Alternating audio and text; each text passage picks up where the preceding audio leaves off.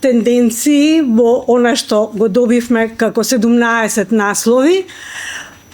Пред се тоа е една квалитетна продукција во која се вклучуваат и имиња кои досега и не биле многу познати на нашата книжевна јавност, што многу радува. Тоа е продукција која тежне кон една жанровска разновидност, жанровска хибридизација.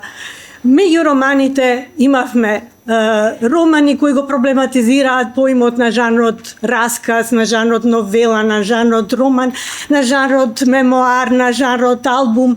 Имавме прози кои се строго историографски, имавме дистописки роман, имавме романи од најразлична провиненција кои обединуваат драмски, сценографски, филмски моменти и сите тие на мотивско, на тематско-мотивски план некако одеа кон една насока, а тоа е пред се една етичка и емоционална преокупација.